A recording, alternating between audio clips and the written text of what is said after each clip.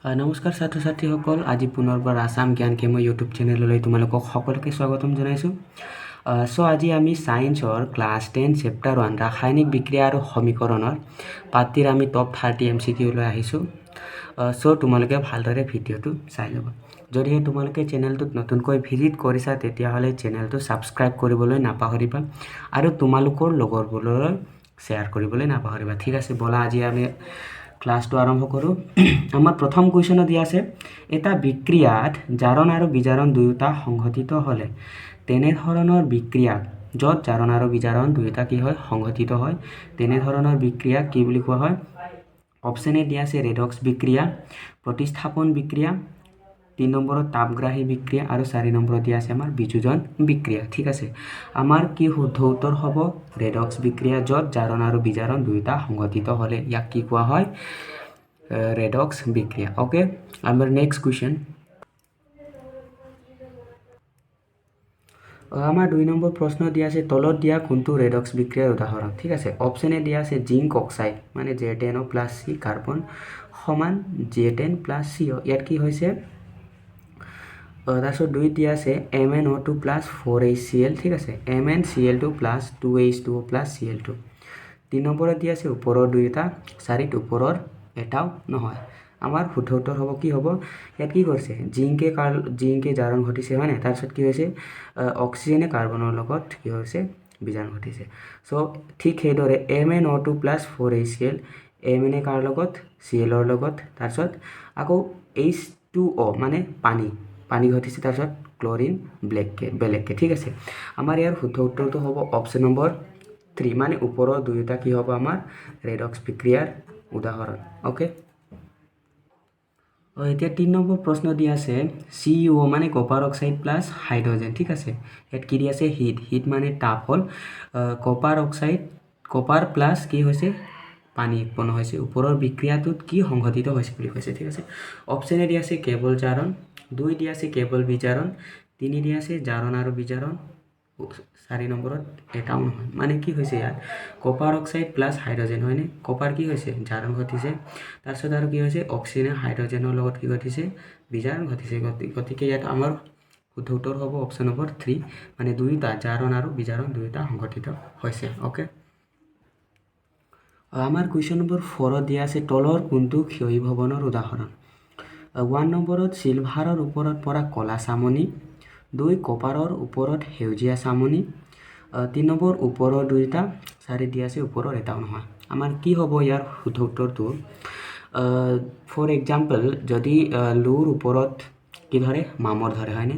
সেইটো এটা কি হৈছে? আমাৰ ক্ষয়ী ভৱনৰ উদাহৰণ। ঠিক সেইদৰে কি হ'ব? চিলভাৰৰ ওপৰত পৰা ক'লা চামনি, সেইটো আমাৰ কি? ক্ষয়ী ভৱনৰ এটা উদাহৰণ।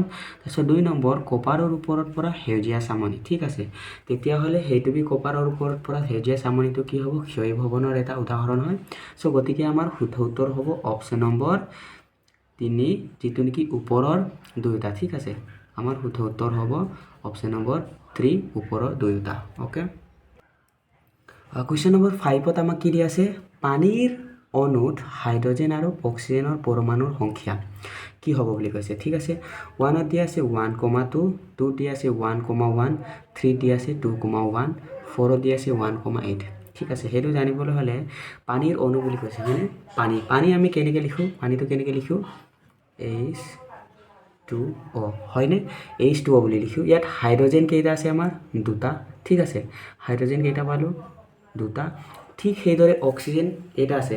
মানে ফৰ এক্সাম্পল মেথছত যেনেকৈ 1 এটা আছে, 1 + 1/2 মান, ইয়াৰ তলত একো নাই মানে কি আমি জানো 1 এটা আছে। ঠিক সেইদৰে ইয়াত অক্সিজেনৰ তলত কি এটা আছে? আমাৰ 1 এটা আছে হ'ল। গতিকে কি হ'ব? 2,1। ঠিক সেইদৰে আমি কি পাম? এই হাইড্ৰজেন 2টা, অক্সিজেন কেইটা আছে? আমাৰ এটা। গতিকে আমাৰ শুদ্ধ উত্তৰ কোনটো হ'ব? অপশ্যন নম্বৰ 3 মানে হাইড্ৰজেন 2টা, তাৰপিছত অক্সিজেন এটা। আমাৰ শুদ্ধ উত্তৰ হ'ব অপশ্যন নম্বৰ 3। ওকে, এতিয়া আমাক কুৱেশ্যন নম্বৰ 6, হয়নে? লোৰ তৈয়াৰী বস্তুবোৰ কি বিক্ৰিয়াৰ বাবে নষ্ট হয়? মই অলপ আগতে কৈছিলোঁ লোৰটো কিহৰ ফলত কি হয়? নষ্ট হয়, অলপ আগতে কৈ দিছিলোঁ, হয় নাই? আমাৰ অপশ্যন এ দিয়া আছে ক্ষয়ী ভৱন, 2 নম্বৰ ৰেডক্স, 3 তাপীয় বিয়োজন, চাৰিত ওপৰৰ এটাও নহয় ঠিক আছে যদি লোড মামৰে ধৰে তেতিয়াহ'লে কি হয় খহি যায় নে নাযায় ঠিক সেইদৰে আমাৰ কি হৈ যাব ইয়াৰ শুদ্ধ উত্তৰটো অপশ্যন 1 ঠিক আছে কি হৈ যাব ক্ষয়ীভৱন ওকে আমাৰ কুৱেশ্যন নম্বৰ 7 ঠিক আছে 7 কি দিয়া আছে মেগনেছিয়াম অক্সাইডৰ ৰাসায়নিক সংকেত কি হ'ব আমাৰ মেগনেছিয়াম অক্সাইডৰ 1ত দিয়া আছে MgO2 2ত Mg2O 3ত MgO 4ত MgOH2 মানে মেগনেছিয়াম হাইড্ৰক্সাইড ঠিক আছে আমাৰ কোনটো হ'ব মেগনেছিয়াম অক্সাইডৰ ৰাসায়নিক সংকেত হৈছে আমাৰ MgO ওকে 3 নম্বৰ শুদ্ধ উত্তৰ কুৱেশ্যন নম্বৰ 8ত দিয়া আছে কলা বগা ফটোগ্ৰাফিত তলৰ কোনটো ৰাসায়নিক বিক্ৰিয়া সংঘটিত হয় কি হ'ব কলা বগা ফটোগ্ৰাফিত অপশ্যন 1 আছে ডি অপসৰণ বিক্ৰিয়া 2 আছে অপসৰণ বিক্ৰিয়া 3 আছে বিযোজন বিক্ৰিয়া 4 আছে সংযোজন বিক্ৰিয়া ঠিক আছে আমাৰ ইয়াৰ শুদ্ধ উত্তৰ কোনটো হ'ব অপশ্যন 3 বিযোজন বিক্ৰিয়া ঠিক আছে শুদ্ধ উত্তৰ বিযোজন বিক্ৰিয়া আমাৰ কুৱেশ্যন নম্বৰ 9ত দিয়া আছে তলৰ কোনটো জাৰণত সংঘটিত হয় ঠিক আছে তলৰ কোনটো জাৰণত সংঘটিত হয় অপশ্যন এ পদাৰ্থ এটাই অক্সিজেন লাভ কৰোঁতা 2ত দিয়া আছে পদাৰ্থ এটাই অক্সিজেন হেৰুৱা 3ত দিয়া আছে পদাৰ্থ এটা হাইড্ৰজেন লাভ কৰোঁতা 4ত দিয়া আছে ওপৰৰ এটাও নহয় আমাৰ শুদ্ধ উত্তৰ কোনটো হ'ব অপশ্যন এ মানে 1 পদাৰ্থ এটাই অক্সিজেন লাভ কৰোঁতা জাৰণ মানে হৈছে আমাৰ কোনো এটা বিক্ৰিয়াত পদাৰ্থ এটাই কি কৰে অক্সিজেন লাভ কৰে সেইটো কি বুলি কোৱা হয় জাৰণ বিক্ৰিয়া ওকে এতিয়া আমাৰ 10 নম্বৰ প্ৰশ্নত কি দিয়া আছে 10 নম্বৰত পোহৰে সিলভাৰ ক্লোৰাইডক কিহলৈ বিয়োজিত কৰে বুলি কৈছে পোহৰে সিলভাৰ ক্লোৰাইডক কিহলৈ বিয়োজিত কৰে অপশ্যন 1 কেৱল সিলভাৰলৈ 2ত কেৱল ক্লোৰিনলৈ 3ত সিলভাৰ আৰু ক্লোৰিনলৈ 4ত এটাও নহয় ঠিক আছে আমাৰ শুদ্ধ উত্তৰ হ'ব অপশ্যন নম্বৰ 3 সিলভাৰ আৰু ক্লোৰিনলৈ দুইটালৈ ওকে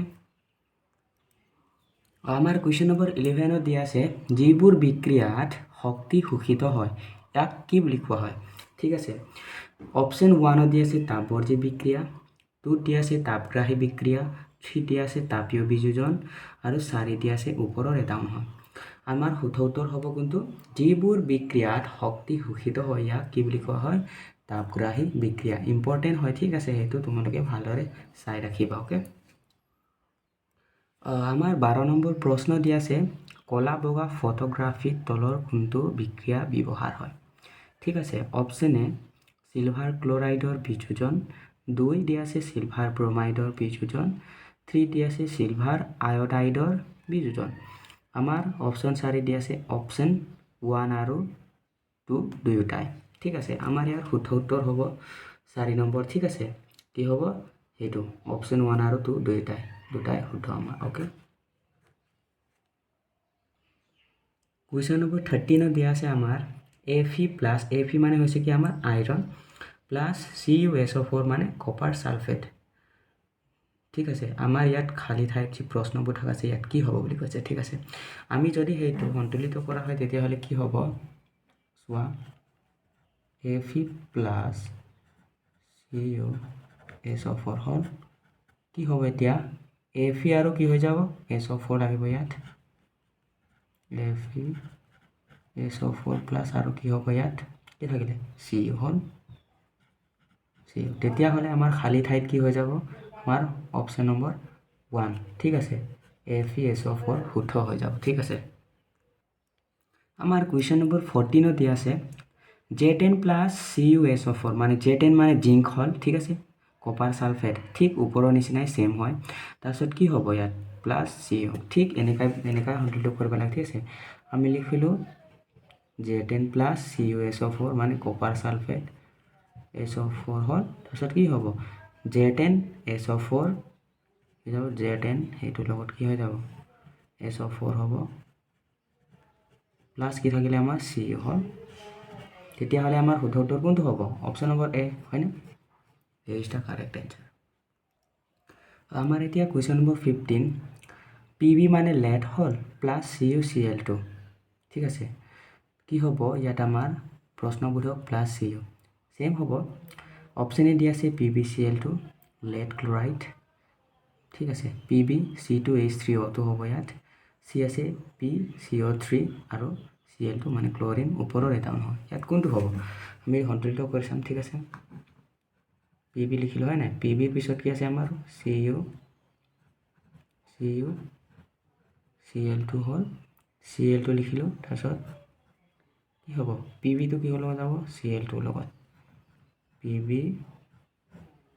Cl2 প্লাস কি থাকিলে আমাৰ Ca2 থাকিলে ঠিক আছে কি হৈ যাব Ca2 আমাৰ ইয়াত গুচি গ'ল ঠিক আছে তেতিয়াহ'লে আমাৰ শুদ্ধ উত্তৰ কোনটো হ'ব লাগে অপশ্যন নম্বৰ এ হয়নে option number is the correct answer এতিয়া আমাৰ কুৱেশ্যন নম্বৰ 16 দিয়া আছে কি দিয়া আছে তলৰ কোনটো প্ৰতিস্থাপন বিক্ৰিয়াৰ উদাহৰণ এতিয়া আমি অলপ আগত ওপৰত যিমানখিনি কৰিছোঁ ঠিক আছে সেইবিলাকে ইয়াত দিয়া হৈছে অপশ্যন এ দিয়া আছে Fe + CuSO4 কি উৎপন্ন হৈছিল আমি ফেৰাছ সালফেট প্লাছ কপাৰ তাৰপিছত কি আছে জিংক প্লাছ কপাৰ সালফেট ঠিক আছে কি হৈছে জিংক সালফেট প্লাছ কপাৰ ঠিক আছে Pb মানে lead আৰু কি কপাৰ ক্লোৰাইড ঠিক আছে তাৰপিছত Pb মানে lead ক্লোৰাইড প্লাছ কপাৰ ঠিক আছে ইয়াত কি হৈ যাব আমাৰ কোনটো প্ৰশ্নত সুধিছে আমাক তলৰ কোনটো প্ৰতিস্থাপন বিক্ৰিয়াৰ উদাহৰণ হয়নে সেইটো হৈ যাব আমাৰ ওপৰৰ সকলো ঠিক আছে A B C তিনটাই শুদ্ধ হ'ব তেতিয়াহ'লে কি হ'ব আমাৰ অপশ্যন নম্বৰ ডি মানে ওপৰৰ সকলো কি হৈছে আমাৰ প্ৰতিস্থাপন বিক্ৰিয়াৰ উদাহৰণ সেইটো মনত ৰাখিবা বহুত ইম্পৰ্টেণ্ট হয় ঠিক আছে প্ৰতিস্থাপন বিক্ৰিয়াৰ উদাহৰণ দিয়া বুলি আহে তোমালোকে চাই ল'বা কুৱেশ্যন নম্বৰ 17 দিয়া আছে সোডিয়াম সালফেট বেৰিয়াম ক্লোৰাইডৰ লগত বিক্ৰিয়া কৰিলে কি উৎপন্ন হয় কৈছে ঠিক আছে সোডিয়াম সালফেটে কাৰ লগত বেৰিয়াম ক্লোৰাইডৰ লগত ঠিক আছে অপশ্যন এ দিয়া আছে কেৱল বেৰিয়াম সালফেট বি দিয়া আছে কেৱল সোডিয়াম ক্লোৰাইড সি দিয়া আছে বেৰিয়াম সালফেট হা ইফালে লিখিবা ক্লোৰাইড নহয় সালফেট হয় বেৰিয়াম সালফেট আৰু সোডিয়াম ক্লোৰাইড ওপৰৰ এটা নহয় সেইটো আমি কৰি চাম ঠিক আছে কি কৈছে সোডিয়াম সালফেট NaSO4 প্লাস আৰু কি দিছে barium chloride BaCl2 barium chloride ঠিক আছে সেইটো যদি উৎপন্ন কৰি কি হ'ব সোডিয়াম ক্লোৰাইড উৎপন্ন হ'ব